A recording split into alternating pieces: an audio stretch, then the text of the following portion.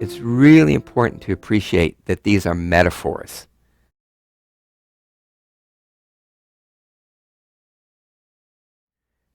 They're not really the psychophysiological mechanisms, the things that are going on in the brain, the nervous system, and the body.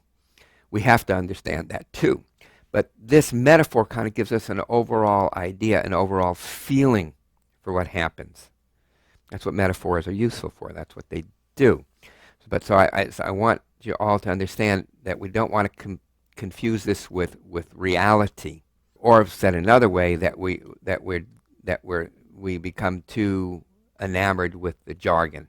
And when I wrote in an unspoken voice, I actually wrote that not using the idea of the stream and the vortices that I used in Waking the Tiger, because not everybody in the field thinks about things in these ways.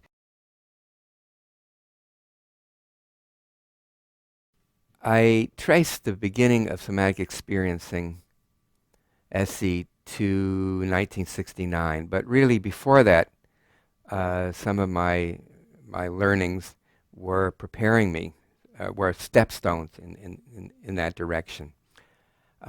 Particularly, I was developing this mind-body practice and using different forms of what are now called bodywork, but there was no such thing as bodywork in the 60s. Basically, bodywork was what happens to your car. If somebody dents it and you have to get it fixed, you go to a bodywork. That's a repair, a collision repair place. And mind body was really in its infancy. But I knew that that was the area that I was going to be pursuing. And I was very much inspired by the work of an analyst whose name most people don't know about, Wilhelm Reich. And Wilhelm Reich talked about life energy and how people block against the experience of life energy, of being fully alive. His work became known as the orgasm reflex work, and that was an important part. I would look at it today is his work about how we really can contact our own vitality and overcome some of the blocks, which he called character armor, and that was the methods that we use, the way we use to defend ourselves from painful emotions, so that we wouldn't feel them, but at the same time, of course, we shut down our whole emotional range. And again, this is work that sadly has been overlooked and kind of put into the annals of museums. When I started to begin to develop somatic experiencing in the 70s, Wilhelm Reich's ideas were still very fresh in my mind, and I would work with people and try to explain what I was doing. And I had to find a language. I mean, I didn't have a language. I mean, I had the language of Reich's. I was clearly working on a different type of phenomenon. His was about character armor, character structure, and character armor. And I was becoming interested in trauma. And again, in 1969 and in the 70s, that was well before the definition of trauma as PTSD in the original DSM-3. And in a way, I was fortunate because I didn't know that trauma was supposed to be an incurable brain disease. So I was free to explore many different avenues. And of course, some of the most important fruitful areas that I was exploring at the time was animal behavior, particularly the orienting responses, how animals respond to, and human animals respond to novelty in our environment, and how we protect ourselves, how we defend ourselves against threat, against danger, with fight or flight, and ducking and dodging and retracting and twisting, anything to get away from the threat, and then finally freezing and collapse. So anyhow, let me start by representing what I took from Wilhelm Reich's work. So here we have a river, a stream, And here in black are the banks of the stream. And we can make that a little bit thicker so we know that this is definitely a bank of the stream. All right. Now, here's the water flowing in the stream. And you see the water has little turbulences, little eddies, little warbles that just flow back into the system. And, you know, the reminder for this is row, row, row your boat gently down the stream, merrily, merrily, merrily, life is but a stream. This is the stream of life. And what Reich showed is that when we armor against the flow of our life energy, it's like having rocks, stones in this stream, so that the full flow of the stream becomes disrupted. But okay, so when we get to the rock, there's a flow around, and it goes around the rock, and there is a disruption in our flow. There is a reduction in our flow, but basically, there's not a resistance to the flow, but there's not a real break in the flow. So where the person where their life experience comes to the rock, to the stones, they move around it, but then they reunite and they continue relatively undistorted. I mean, there are these turbulences, but everything returns to the overall flow of the stream. Okay, so this is sort of the way I visualized Reich's work.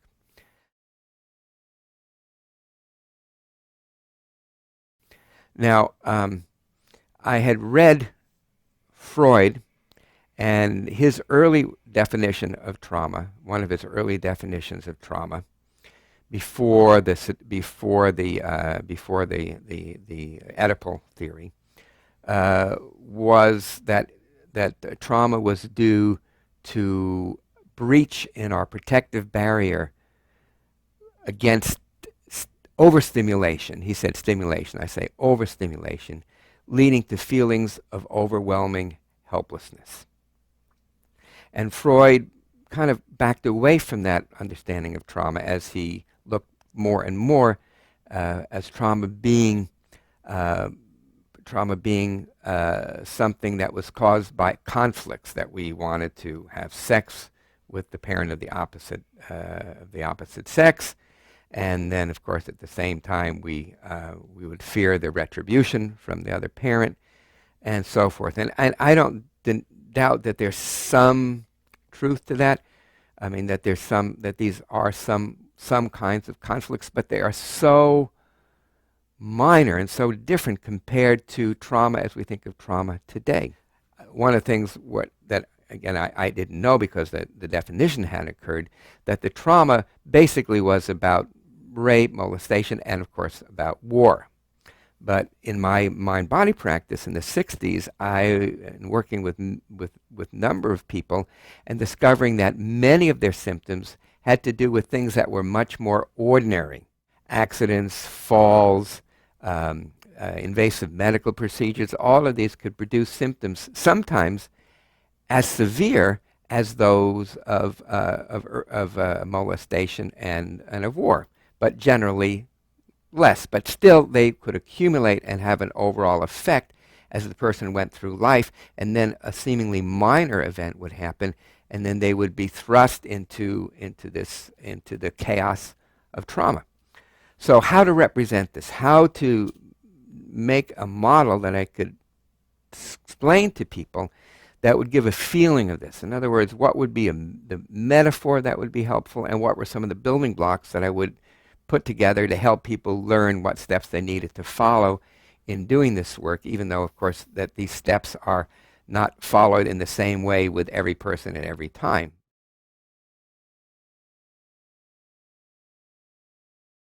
Anyhow, Freud really, as I say, in 1914, when he talked about trauma as being a breach in the protective barrier, that we could visualize this in the following way. Trauma is caused by an external event. that something breaks this protective barrier, that ruptures it, makes a hole in it. And we have this rupture. And so what happens is that when you have a rupture, then all the water that's contained in the stream now starts to rush out. So now again, remember, of course, everything, it's not like something comes from outside and goes into us. Whatever is evoked by an external event, by an external occurrence, it evokes very powerful activations, very powerful emotions, and it's the flooding of these emotions that can lead to the symptoms of PTSD and of trauma more generally.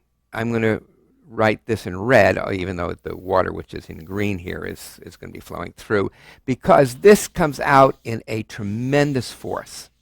I call this a trauma vortex for obvious reasons.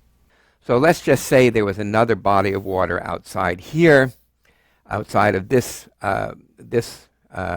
stream, and the water would rush out and would form a vortex.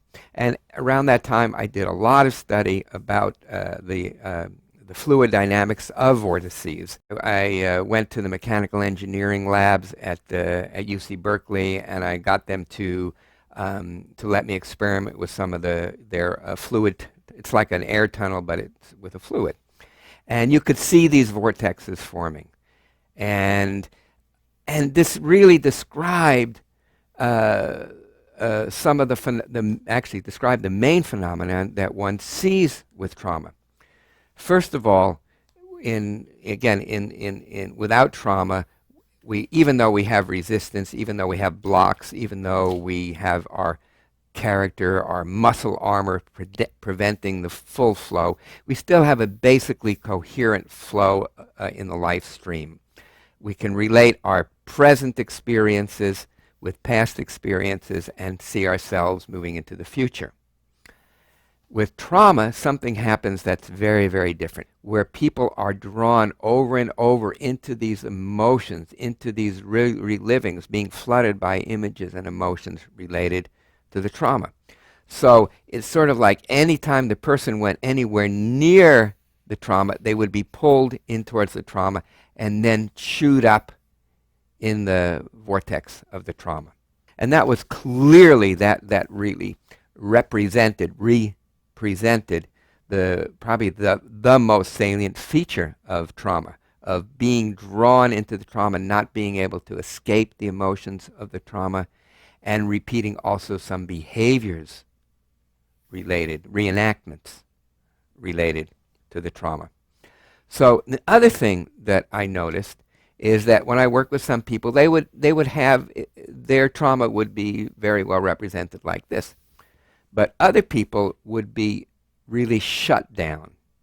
And the way I conceived of that at this time, and I see it a little bit differently now, but this is also still very useful. This is a boat, okay? Thank you, DHL, for representing how we move through the experience of our life stream. So now, when you have a trauma, when you have a breach in this protective barrier, and as the person starts moving towards this, they feel themselves being sucked in.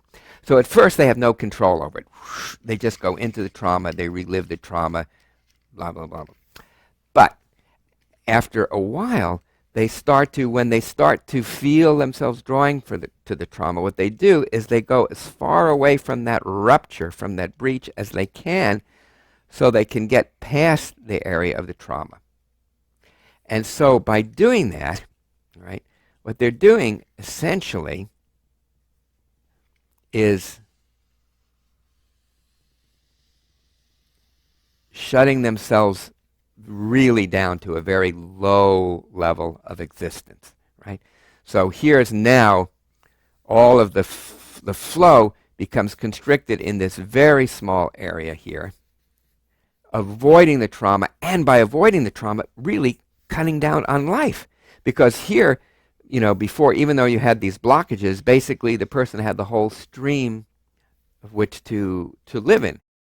And of course, we understand this also as part of the shutdown mechanism, the psychophysiological shutdown mechanism.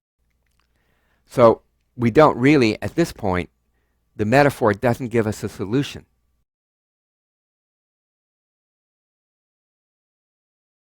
I had a dream one night, and in the dream, I saw the following picture. I saw the stream. I saw this trauma vortex, but then I also saw another spiral, another vortex, and this vortex, which I'm representing in blue, there's two things about it. Number one, it's going in the opposite direction as this vortex. Number two is that it's occurring within the stream, where this is outside of the stream. This is a breach in the stream, which is out of the mainstream of experience, and this other vortex is within the mainstream. So when I had this, then I started to picture what was going on. And I went back to the fluids lab, and I told them, what my imagery was, and they said, "Oh, no, that really makes sense. You see something exactly like that in fluid systems," and we'll try to maybe blend in some of these pictures that I have from fluid dynamics.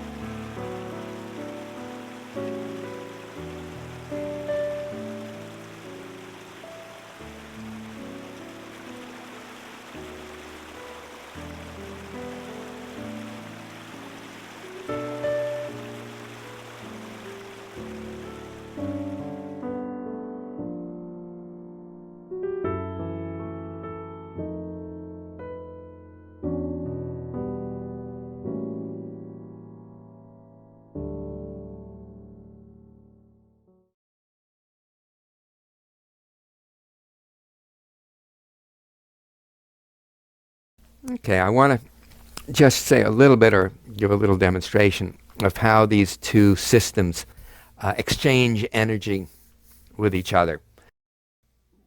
This vortex forms in direct consequence of this vortex.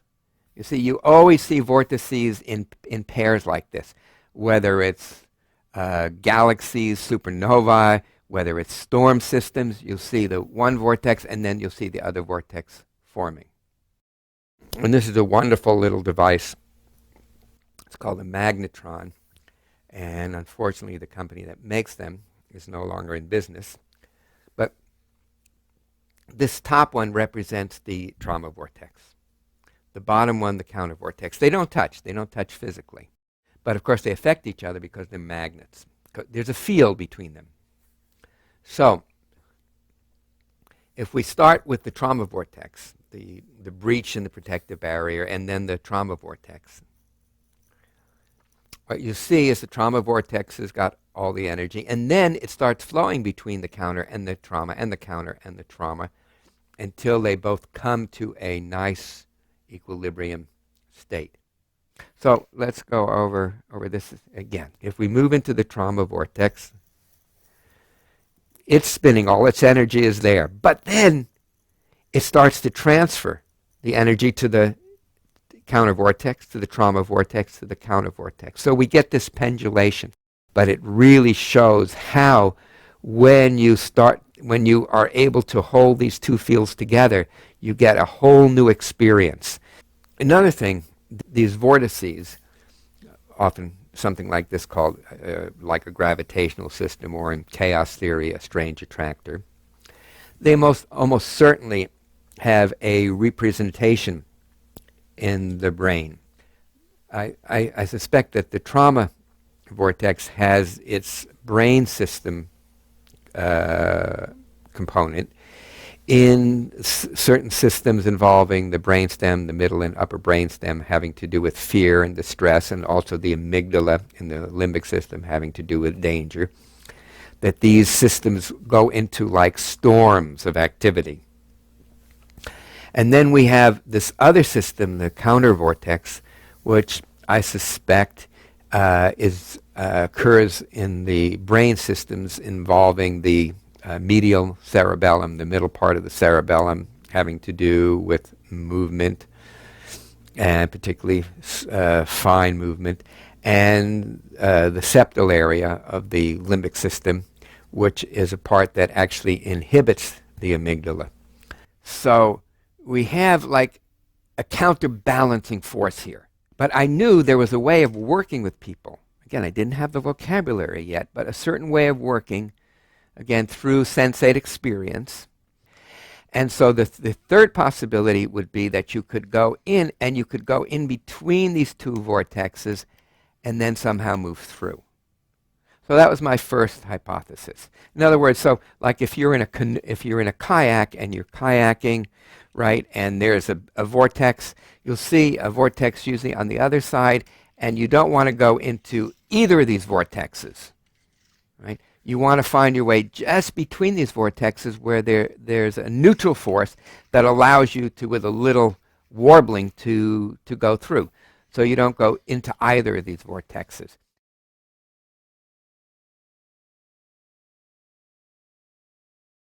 Now, I originally called this inner vortex, this blue-colored vortex, I called this the healing vortex because it allowed us to heal from the trauma. I soon realized that was a mistake, and you'll see why, for a number of reasons. And then I changed and I started to refer to this as the counter vortex. Strictly, here's the trauma vortex, and here's a vortex that's working in the counter direction. Okay, then I realized it's not that just that you were going through this. In other words, you would kind of help guide the person and they'd go through it. That was not really accurate. There was something else that was going on here that allowed people to heal. That, first of all, this inner vortex had very different kinds of sensations and images and feelings associated with it. This trauma vortex was about overwhelm. It was about horror, terror. It was about disintegration. It was about demonic images. If there were images, there were sometimes demonic images. And this other vortex actually had associated with it images that were more of a beatific nature. This was during the 60s, so a lot of people were taking LSD and other drugs. And what they would do is they would go into these beatific trips with images similar to what I was noticing in this inner vortex. And then, however, they would be more dissociated. They were unable to really engage in life. And many people actually became psychotic, not having a forged enough self to be able to observe them without kind of merging in them. So it's not like they were really able to get the useful value out of these, well, they're archetypes. And then I was also reading Jung around this time. And I realized that these are different kinds of archetypes, either being sucked into the trauma vortex, the bad trips, the so-called bad trips, or into this counter vortex, having these beatific trips, but being ungrounded in them. And then it occurred to me that something else happens. First of all, when you work with people, first they're only the trauma vortex, and you have to help stabilize them so that this counter vortex can grow. Because at first, the counter vortex is just this little teeny little thing here. And it's much less powerful than this whole vortex over here. And that's why it's really critical that our clients have the capacity to have some positive experience. And I talk about that in Unspoken Voice as the islands of safety, as the way we begin to build solid mass that helps people buffer against the raging torrents of the turbulent seas of trauma. But then I realized there was something underneath this that was beyond the trauma and was beyond the counter vortex, and that these were the polar experiences of contraction and expansion. And this is what the basis of the principle of pendulation is about. That we are always, no matter what we're experiencing, it may get worse, contraction, but then as we experience it, it will open into expansion. So always that rhythm of contraction and expansion. And that's essentially what we're having here.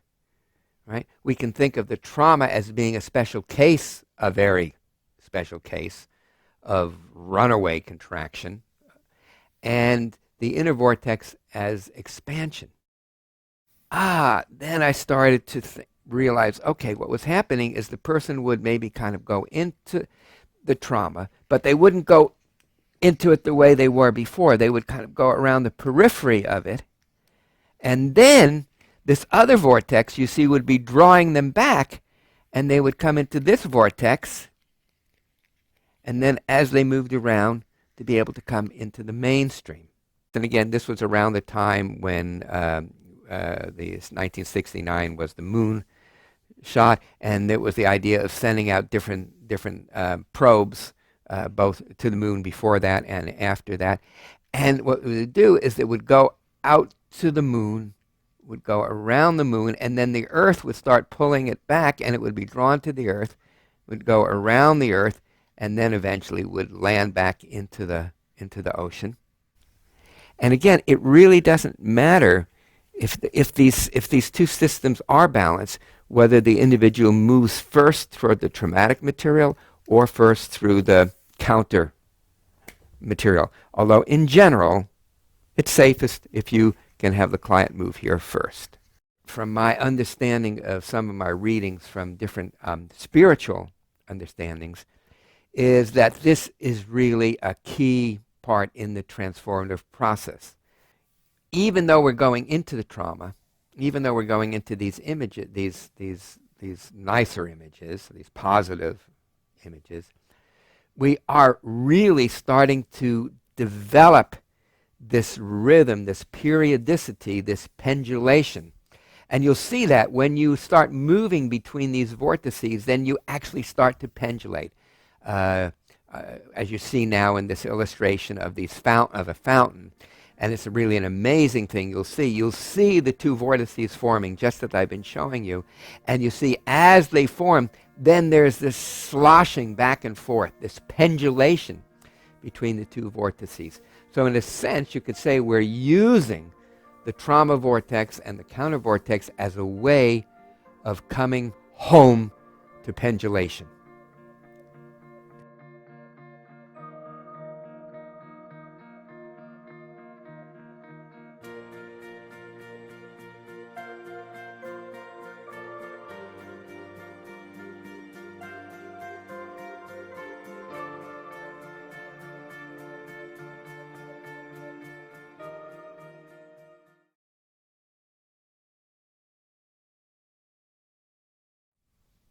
So that was getting me a little bit closer.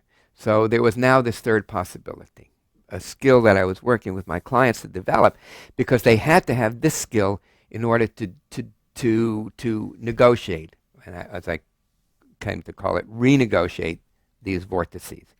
And they had to be able to stay observing. And I think around this time, Eugene Genlin's book Focusing came out. And there was starting to be a language, the felt sense. So I'm going to use this to represent the observing presence of consciousness, the yellow. So I'd be working with the client, helping them develop this awareness mostly through body sensations. And then as we would come to this pull to, so let's just say to the trauma vortex, to the red vortex, as we would get pulled around, that we would take a piece of that, we would observe a piece of that experience. So with the observing presence, we would grab one piece of experience, one small piece of experience from the trauma vortex. We would hold that in our observing presence. And we would take this around, and then as we would move into the gravitational field of the inner vortex, the counter vortex, we would be taking one piece of experience from that vortex and holding them together.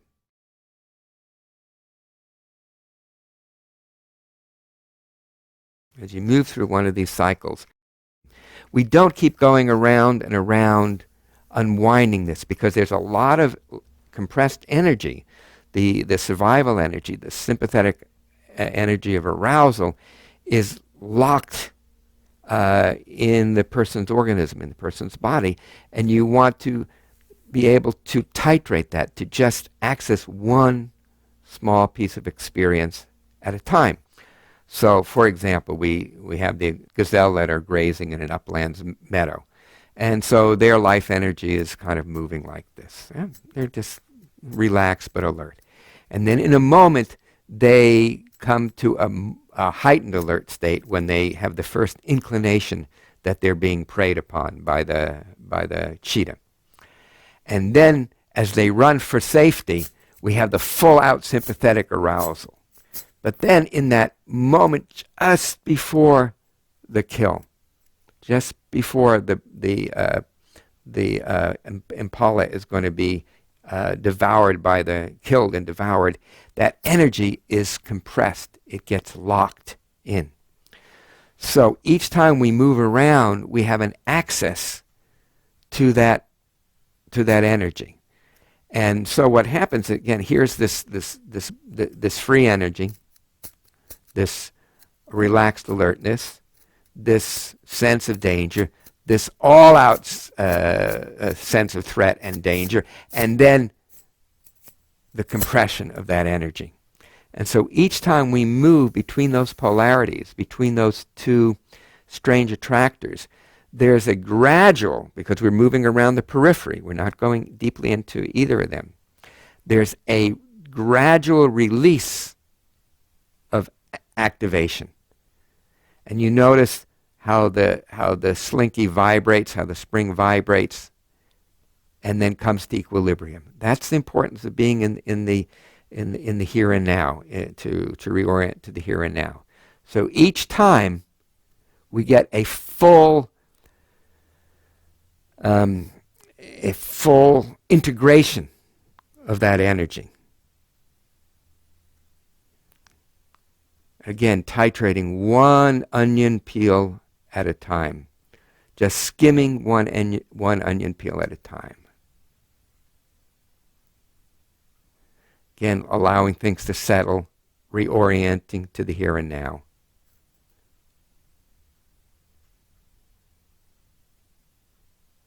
Again, allowing full time for that energy to regulate, for the person to come back into the here and now, to be aware of their body sensations and of their environment around them. And then again, finally coming back, returning to the relaxed alertness. So each time we negotiate these two systems, the trauma system and the counter system, each time we do that, we allow the energy of activation to settle.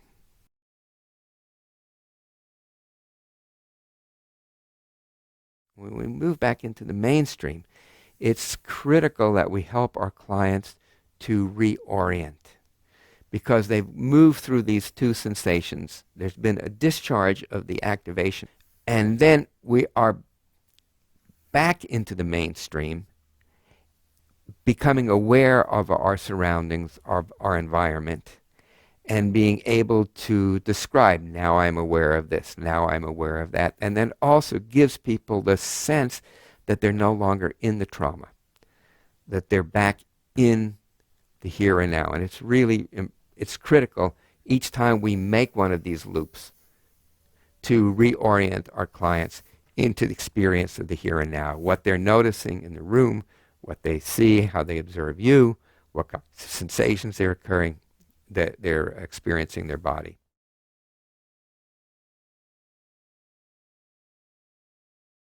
And we do this as many times as it takes. All right, again. Get the part of the trauma experience, the part of this other kind of experience, this polar opposite experience, and again hold them together so they are no longer opposites, but again are a new cohesive unit of experience, and then move back into the mainstream. And as this is done, the trauma vortex starts to disappear. And in its wake, we're left with the full stream of life energy with these integrated experiences. We have transformed these two atoms, if you like, a positive atom and a negative atom. We have held them together now as a dipole. And this dipole is the transformed experience. And that's was an important piece for me, because I realize when we do this, people do transform. It's not just that they learn to tolerate the trauma vortex or to have the opposite experience. It's like these two experiences are held together. And I think Jung understood this, and I believe, or at least from my reading of Jung, that a key in the individuation process of becoming whole had to do with being able to hold these opposite polarities. And this is where I started to understand the deeper meaning of this metaphor, of this model. This is a real important part about maturity and about spiritual development, is being able to hold these opposites together. This, I believe, is really implicit, is an implicit underpinning of certain sects of Tibetan Buddhism, particularly about the Kumnai tradition. And I realized that in a way that probably in our age, that trauma is the route towards enlightenment in that sense. Because most people, if they don't have trauma, they're not going to really learn about pendulation. Why bother? You know, everything is good. You have a nice car, a nice house. You know, you can sit and watch the football game on television. Who would really want to spend a lot of time and discipline unless they absolutely had to? And when we're traumatized, we absolutely have to. When I had the opportunity to talk to a Tibetan Lama in Berkeley many years ago, and I was telling him about this way of working with trauma and the understandings that I was coming to, and I asked if he felt that there were parallels in the Tibetan religion, the Tibetan spiritual religion. And he said, well, definitely you see this in the Kumnai tradition. He said, but really this goes back much earlier, and this has come up in different parts of the world, and it probably originated in the Stone Age Celtic early religions. And after he told me that, I went and did some research and found the following picture. And what you'll see is the entrance to the cave temple, and then in front of you'll see what's called a protector of the temple, and you'll see this large oval stone, and just notice what's carved in the stone. Enjoy.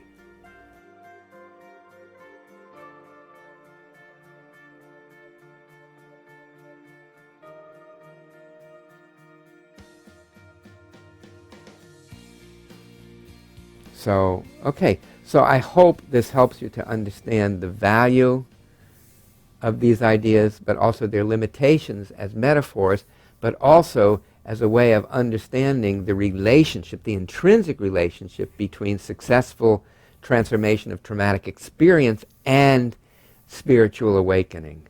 And again, this key part, the observing presence, which allows us to hold apparently opposite experiences together, and so that they they lose their oppositeness by becoming a new experience, a new transformed experience. So yeah, so that's how trauma healing takes us to spiritual, the potential for spiritual awakening.